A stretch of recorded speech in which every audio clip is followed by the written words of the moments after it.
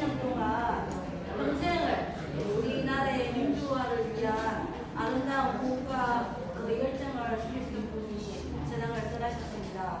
그래서 우리 큰 본행사 시작하기 전에 잠시 묵념하는 시간 갖도록 하겠습니다. 네, 일어서실 때는 일어서시고요. 불편하신 분 앉아서 그대로 앉은 자리에서 하시면 되겠습니다. 또 김희기님을 위한 묵념을 하겠습니다. 묵념. 바로 네, 앉아주십시오. 먼저 본행사 진행하기 전에 간단하게 일정을 좀 말씀드리도록 하겠습니다. 오늘 초청 받으신 김민석 후보님이 아마 9시 반 늦어도 9시 20분 정도에는 이 자리를 예습을 하셔야 될 것 같아서 저희들이 한 30분 정도 뜨거운 말씀을 좀 듣고 한 20분 정도 또 여러분 좀 궁금하시고 또 의견을 듣거나 아니면 제안하고 싶으신 여러분들이 있을 것입니다. 그 질의응답 시간을 갖도록 하겠습니다. 이제 들어오고 계시네요. 박수 한번 부탁드리겠습니다.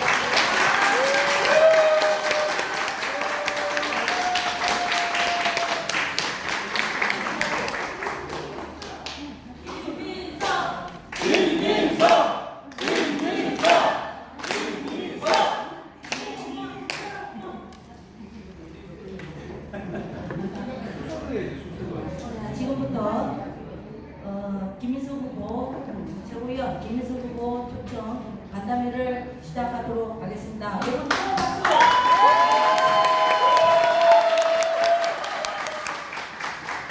참석하신 많은 우리 당원분들 일일이 소개를 해드려야 되겠지만 정말 멋지다는 걸 자랑스럽고 알고 또 즐기면서 정말 아름다운 꽃을 피우기 위해 고생하고 계신 우리 김남 당원분들 반갑습니다. 반갑습니다. 짧은 시간이지만 사회를 보게 된 저를 소개하겠습니다. 마산 학부모 지역위원장 이옥순입니다.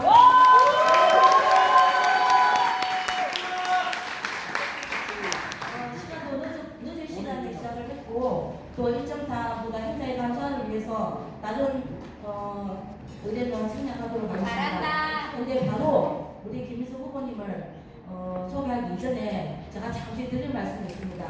제가 오늘 이 자리에 오면서 40년 전 수업을 대상을 했습니다. 저하고 같은 학부이시거든요.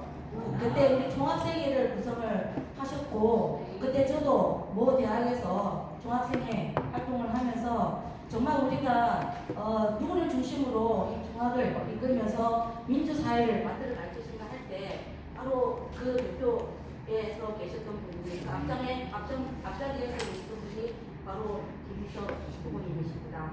그리고 또 알고 봤더니 어디 아들?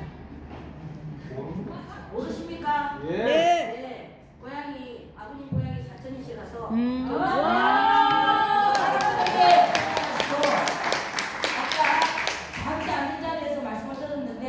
정말 사촌으로 출마하실 마음까지 가지시고 얼마 전 한번 급투까지 했던 그런 기억이 있으시답니다. 여러분 이 대목에서 큰 박수 다시 한번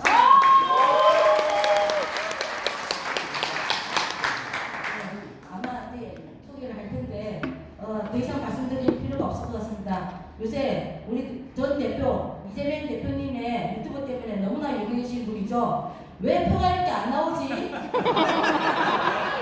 그래서 우리가 표를 모아야 되겠습니까? 모아야 됩니다. 모아야 됩니다. 표는 그날 우리가 투표를 뚜껑을 열어봐야 하는 거고요. 다만 우리가 오늘 이 자리에 모실 만큼 뜨거운 열정으로 모시고 그 강건한 의지와 그 열의를 한번 들어보도록 시간을 갖도록 하겠습니다.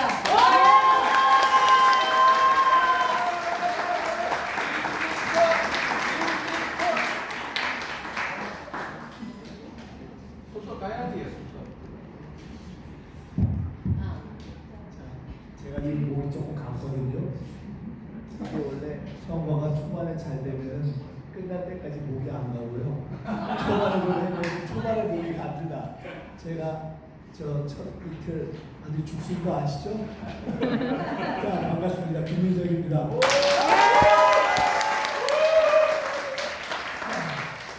제가 이렇게 살면서 이것저것 해보고 때로는 막 죽을 써보기도 하고 때로는 떠보기도 했는데 제가 초반에 죽 써가지고 좀 표가 이렇게 안 나오지?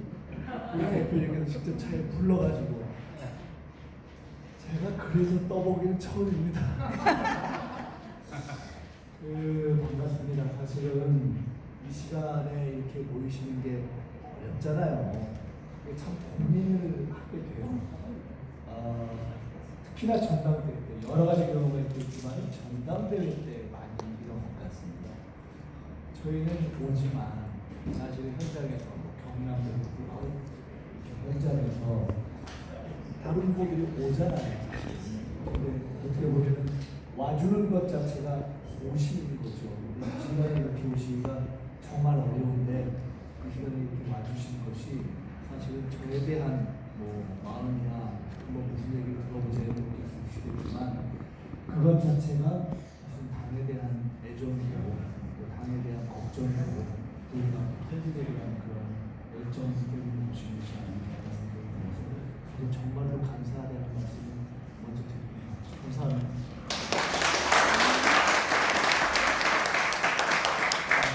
저에게는 간단히 잠깐 시작을 하는 것이 맞겠네요. 이 정도면 괜찮게 들리시나요? 예. 제 목 상태가 좀 아니 이제 사실 그런 게 있죠. 서울서 국회의원 하는데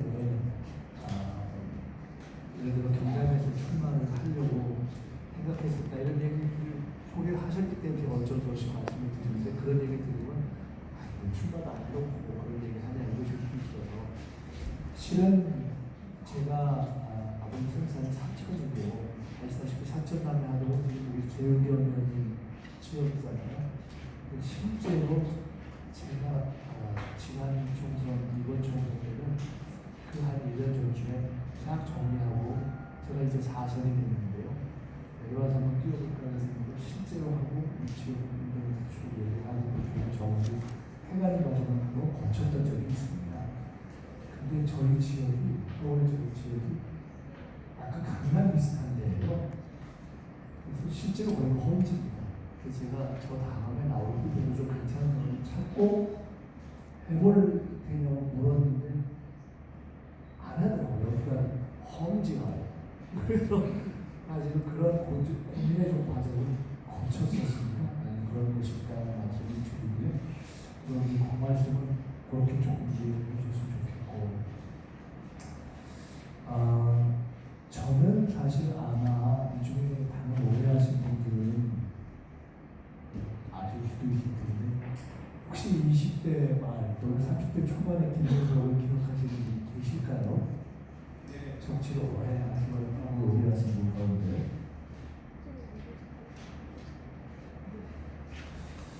제가 정치를 비교적 일찍 시작했습니다.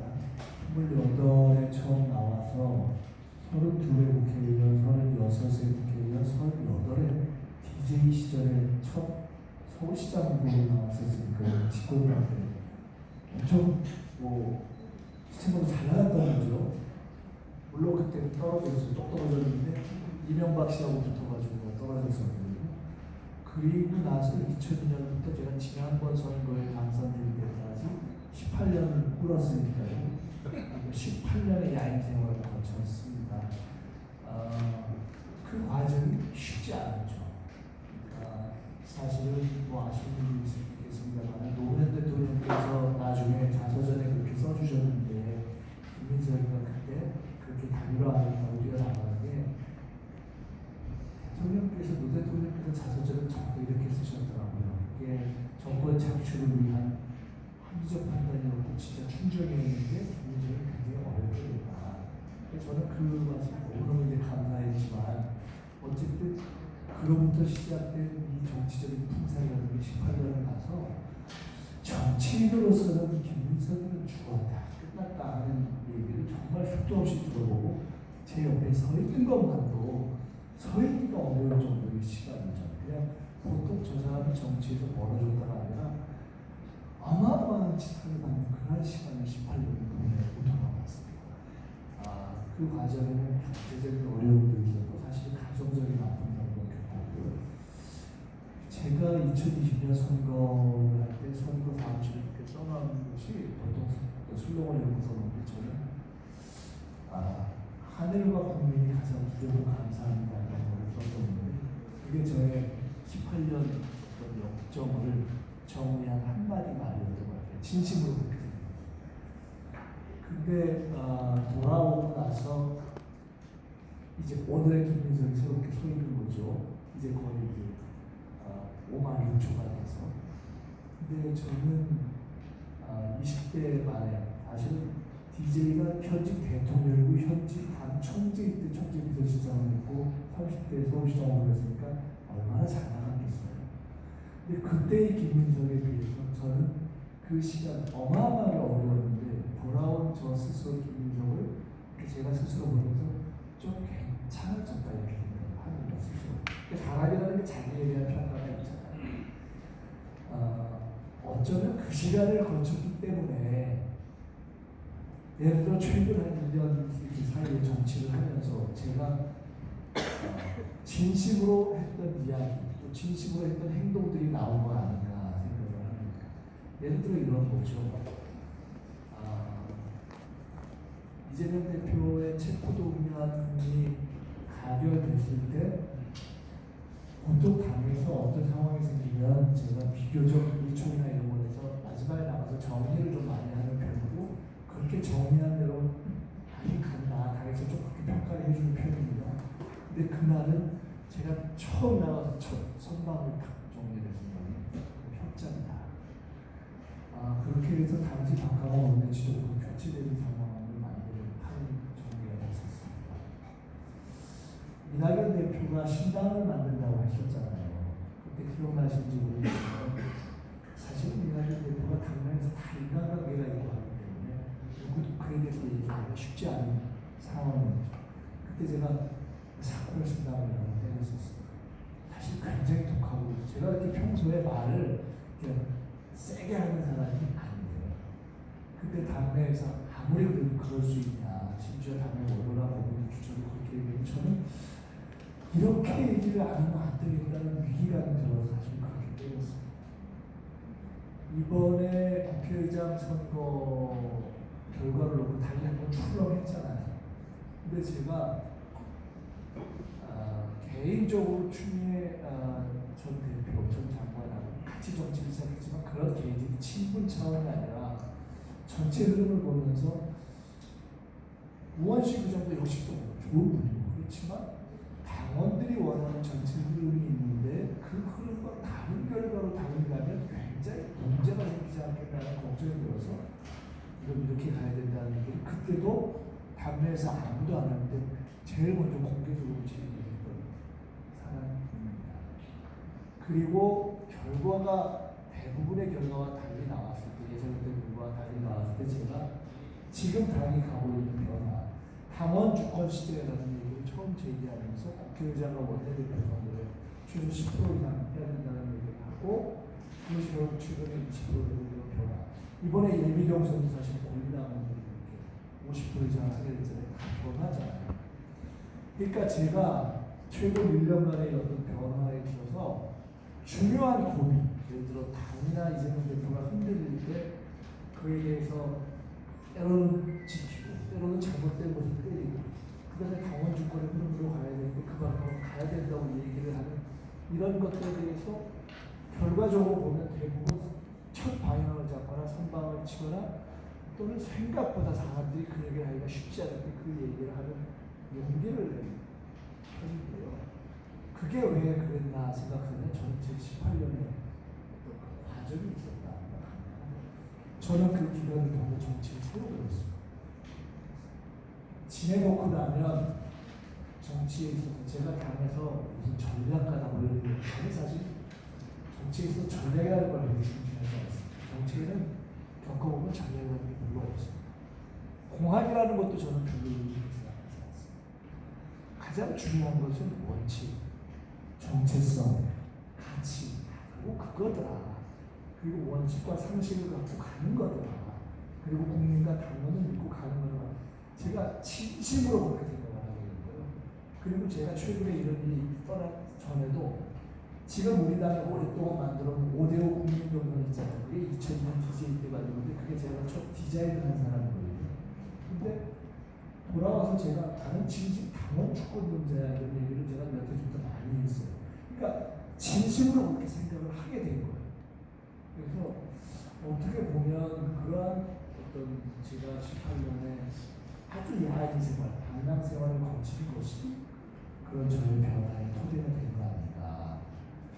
어떻습니까? 그것이 20대, 30대에 비교적 더 파릇파릇하고 사람들이 볼 때 저게 다 뭐가 될 거야 이렇게 생각도 하고 또 잘나가기도 하고 그런 팽팽했던 김민석의 시간이 있지만 지금 한 20년의 시간을 거쳐서 지금 와서 이렇게 다른 생각, 다른 행동을 하고 저 스스로 생각할 때 제 나이 또래의 정책, 거의 8, 6세대의 정책들이 사실은 많이 어떻게 보면 시대 흐름에서 가버린 면이 있잖아요.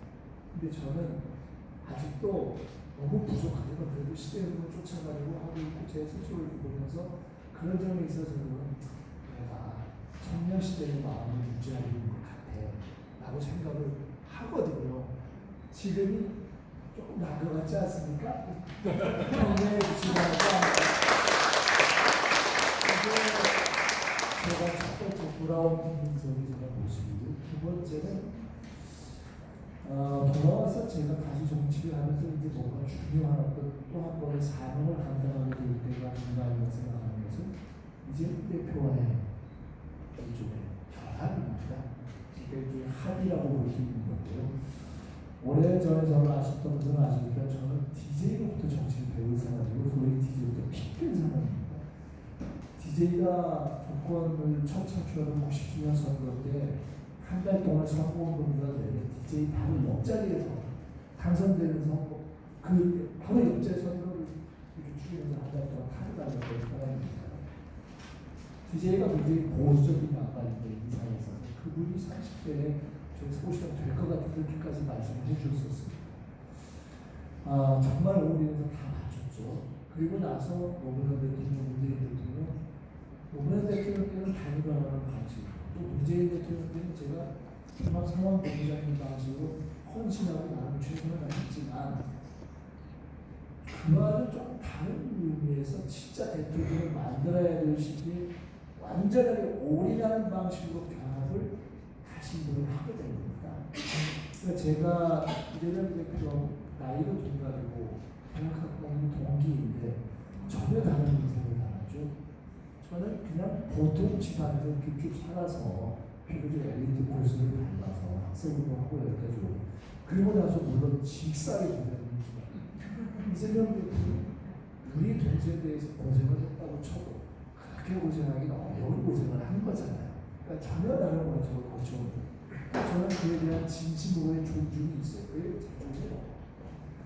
그런데 저도 최근에 이렇게 대표 이런 얘기를 하면서 내가 자꾸 그런 생각이 든다. 뭐냐면 DJ가 겪었던 인생의 어떤 풍파, DJ가 겪었던 어떤 정치적 사이클, 그리고 DJ가 감당했어야 했던 대한민국의 어떤 운동, 그러니까 IMF도 정말 어려운 저는 대선 그때 대선 전날 제가 그때 마지막 당선은 확실하다가 같이 저녁을 먹을 때 말씀드렸던 걸 지금도 기억하거든요. 제가 DJ한테 내일 당선되는 날에 저녁을 중국식으로 좋아했어요.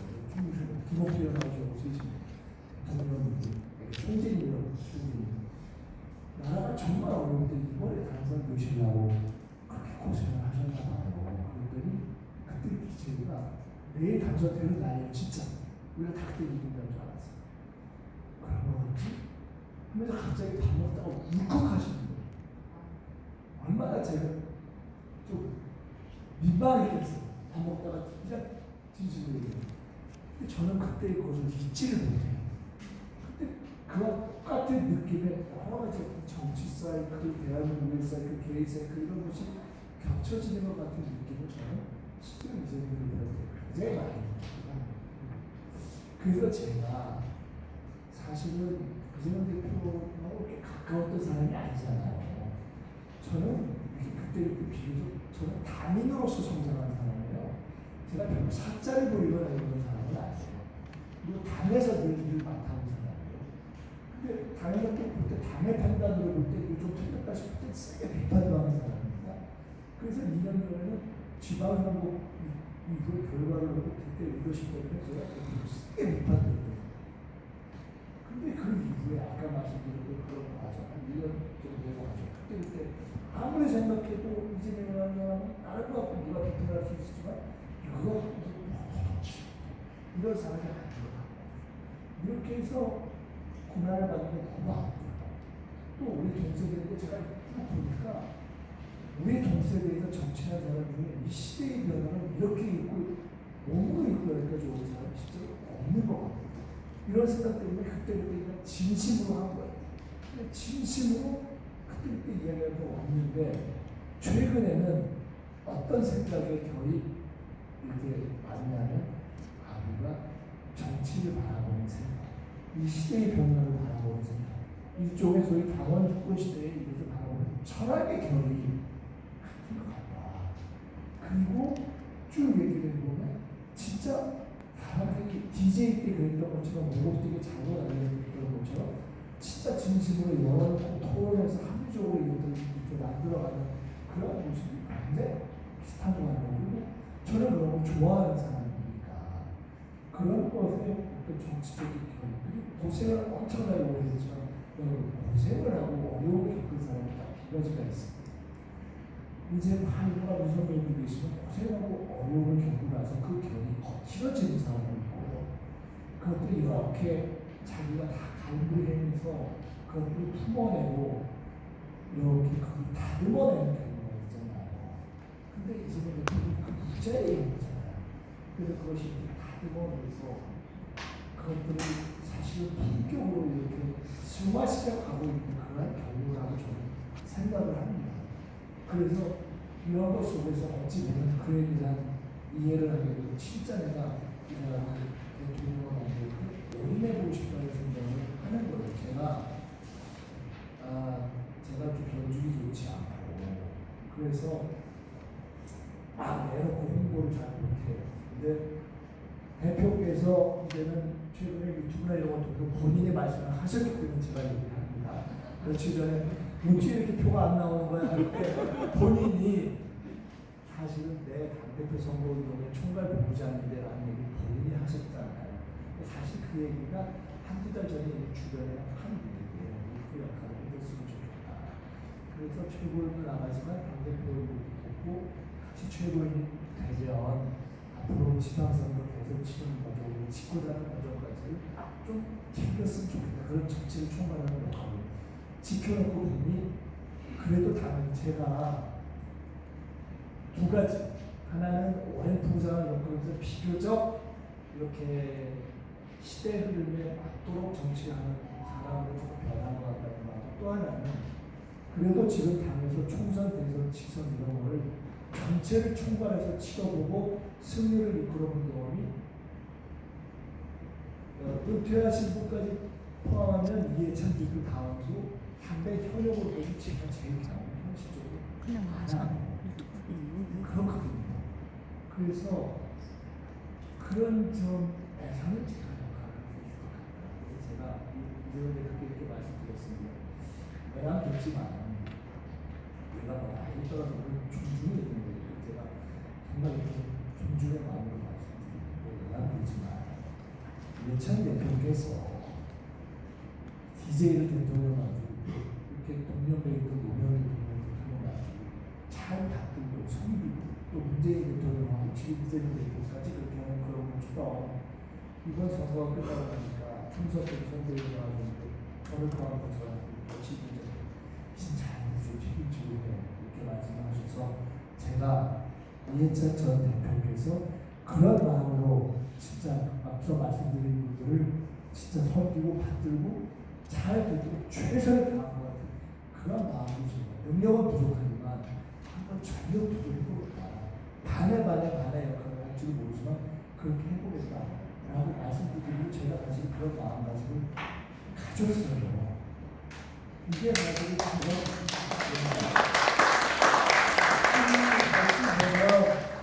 이제 돌아와서 다시 정치에 돌아온 김민수 이석이 할 수 있는 현재로서는 두 가지 역할이 아니라 저는 생각을 합니다.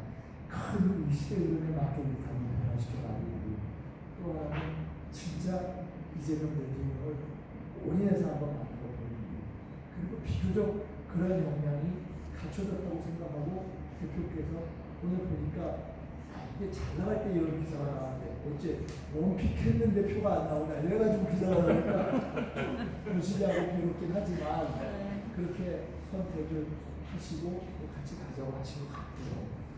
그래서 제가 최고위원회 나왔습니다. 사실은 저는 하고 싶은 일이 있고 또 해야 될 일이 있어요. 우리가 당연한 국민이 탄핵하길 원하잖아요. 하루라도 빨리 사실은 대선 치르길 원하잖아요. 그리고 집권하길 원하잖아요. 근데 그 길이 사실은 말랑말랑하고 쉽고 간단치는 않거든요. 말로만 되는 건 아니잖아요. 사실은 제일 신중론자가 대표님이 있어요.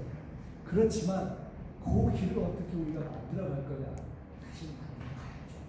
사정을 짜야죠. 그래서 그 길을 만들어가는 데 있어서 저는 검찰과 싸우기도 하고 윤석열 후보를 몰아붙이기도 해야 되고 또 우리가 지선에 이길 준비도 해야 되고 집권 준비를 해야 되는데 거기서 제일 중요한 게 뭐냐.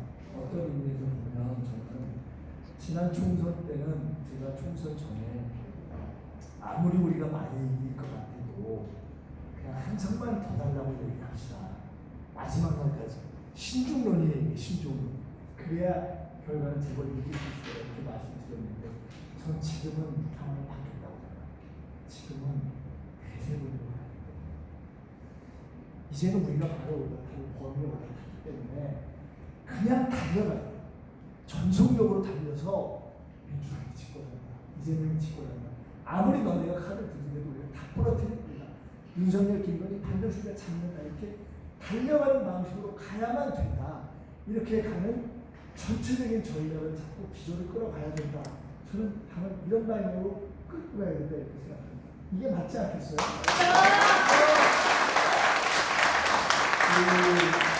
이런 공격을 하겠습니다. 저는 이번 전당대회 때 이제 최고위원이 선거가 끝나고 나면 제가 이렇게 돌아가는 두 번 보고 나니까요. 꼬레비를 하더라도 되기는 되지 않겠나. 우리 박지원 의원이 저한테 약을 올리려고 하시는 말씀인지 모르겠는데 그래서 너는 1등 못하면 국회의원 낙선이랑 마찬가지야. 아니 근데 제가 바보는 아니잖아요. 왜냐면 제가 평상시에 원래 연구를 많이 하던 사람도 아니고 방송에 많이 나가는 사람도 아니고 유튜브를 많이 하는 사람도 아니고 근데 이런 일을 하려면 최고위원을 하긴 해야지. 그리고 기왕하면 자식을 수석 최고를 해서 딱 그렇게 해서 당의 중심도 잡고 대표가 필요한 걸 해야 그게 맞는 건 해야지라고 생각해서 다들 될 거야 이러고 나가라고 하는데 아무리 생각해봐도 이게 간단치가 않은 거예요. 왜냐하면 제가 그랬어요. 우리 뻥도사 친하니까 뻥봉주에 나온다고 그랬대. 야, 그만할 것 같아 제가 이랬거든요. 짜라니까 나도 찍어줘야지 제가 이렇게 얘기했거든요. 근데 그뿐만이 아니네. 유튜브 강타자들이 계속 나오는 거예요. 그래서 야, 아무리 계산을 해봐도 이게 초반 이 끝까지 갈지 모르겠지만 최소한 중반전까지 이거 개망신할 가능성이 높다. 야, 근데 이걸 해야 돼. 근데 그럼에도 불구하고 제가 딱 마지막까지 고민해서 결심을 한 것은 책임감, 사명감. 그냥 저는 일을 하는 사람이니까 일을 해야 된다. 그래야 이 어려운 상황에 제가 그거 하나 확실합니다.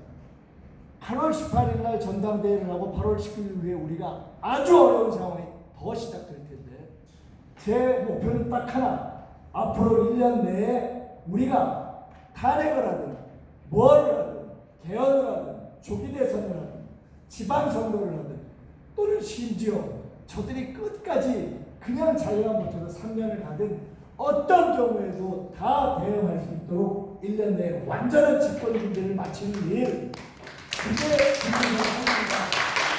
저는 사실 그것 때문에 나왔습니다. 저는 그 일이 아니고 나올 이유가 없어요. 네, 맞습니다. 아니 중간에 망신할 가능성이 어마어마하게 높은데 제가 뭐하러 나와요? 근데 저는 그 일이 필요하다고 생각하고 나왔고, 죄송하지만 감히 말씀드리지만 그 일과 관련해서는 당을 그렇게 안정적으로 지금 총공세로 몰아가는 전체의 단체전을 판을 이끌어가는 데 있어서는 김민석이가 제일 잘할 거다는 확신이 있습니다.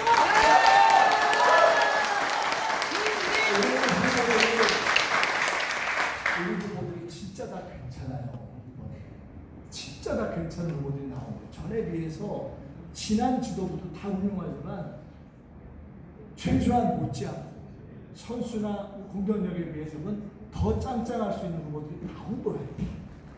근데 그 중에 당 전체의 단체전을 이끌어본 사람은 없어요. 그게 중요한 문제예요. 개인전으로 되는 게 아니거든요. 우리 당이 이제 어마어마하게 커졌어요. 근데 단체전을 이끌어 봤어야 돼요. 그래서 원내외를 조율할 수 있고, 단체전을 이끌어낼 수 있고, 공수를 다 조율할 수 있고, 저는 많은 선거도 치러보고 많은 싸움도 해보고, 붙을 때는 진짜 제가 세게 붙어서 싸우는 사람인데, 다행히 저는 에러는 잡아요.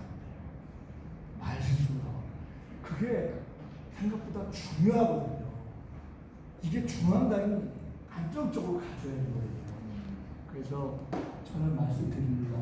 제가요, 이제 한 18년 국회에다 돌아왔다 보니 이제 다시 국회의원 됐으니까 다 잊어버리시고, 어떻게들 생각하시냐, 뽕도사가 나와가지고 나 정말 저 일제 강점기보다 더 오래 물었다고 해가지고 이렇게 짠한데, 제가 혹시 5등 안에 못 들면 뽕도사보다 더 잘해줄 수 있습니다. 나처럼 저를 잘해줄 수 있습니다. 근데 그 잘해지는 것을 떠나서 당 전체가 안정적으로 가는 거예요. 당과 대표의 관점에서 어떻게 이제 전시 지도부를 꾸릴 것인가, 그 관점에서 보시고 딱 다섯을 구성해 주시고, 그리고 기왕이면은 안정적으로 당을 끌어가는 데 있어서 대표께서 딱 계실 때 바로 옆에서 이것저것들을 챙길 사람은 있어야 하는 거 아닙니까? 네, 맞습니다.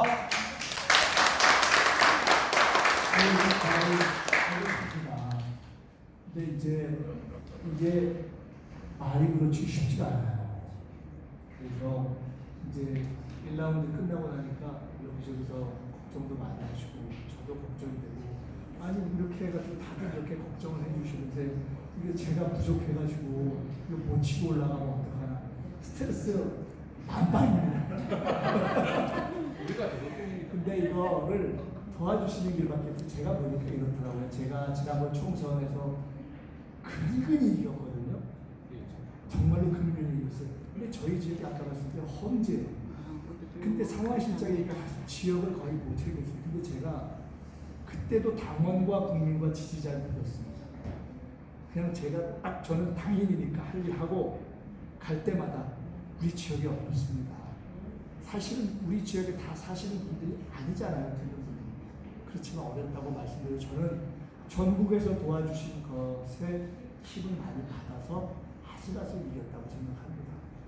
저는 아까 제가 완전히 바보는 아니다, 상당히 고전할 걸 생각하고, 그렇지만 눈 딱 감고 나온다고 했을 때, 그때 저는 그래요. 저는 당원과 국민의 판단을 믿고 나왔습니다. 왜냐? 그래도 당이 반드시 집권을 하는 길로 가기 위해서 어떻게 전체 구조를 짜는 것이 좋겠는가에 대한 당의 판단, 당원들의 판단, 그 집단 지성이 있을 것이다.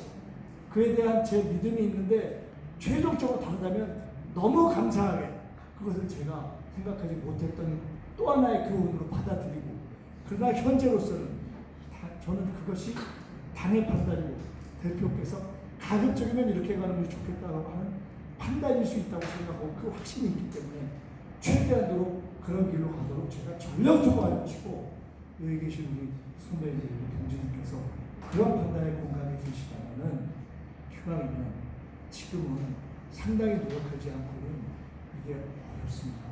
그러니까 이번 주에 최소한도 이게 저희가 이렇게 반등을 할 수 있겠구나, 추격을 할 수 있겠구나 하는 분위기를 잡아주셔야 됩니다.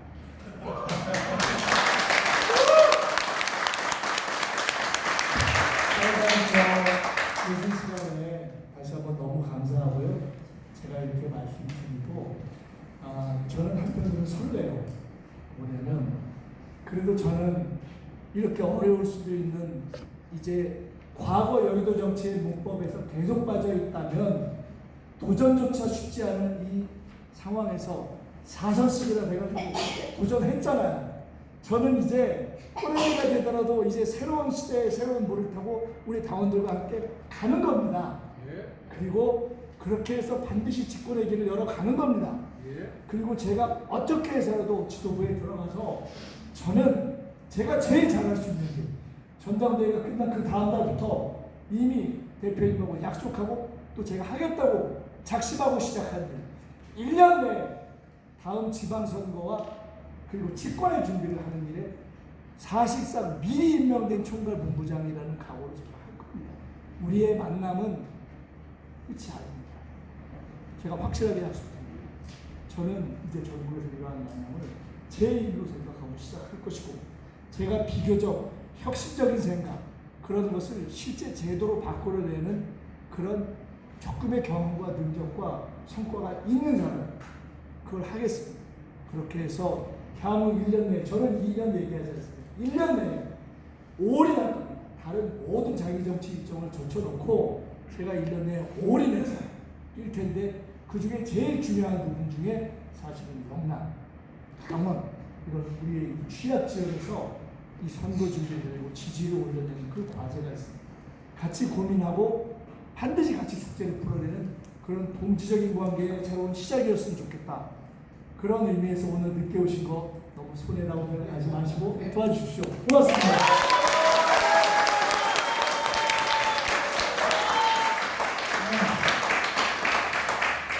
윤호수는 가슴이 막 뜨거워지지 않습니까?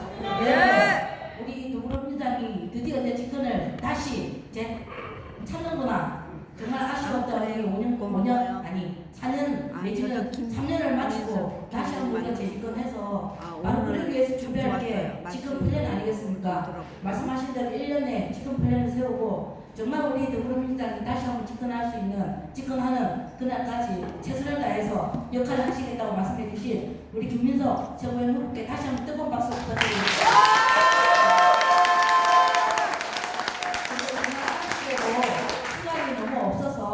더 많은 말씀을 좀 듣고 싶고 질문도 정말 하고 싶은 말 여쭤보고 싶은 것도 참 많을 텐데 딱 한 10분 정도밖에 시간이 안 될 것 같습니다.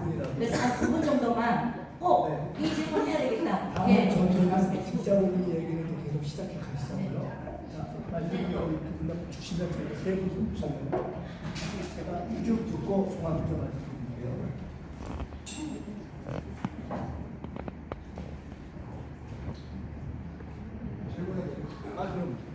네, 그 이지수 방통위원장 예정자가 민주라는 말을 들으면 소름이 돋는다.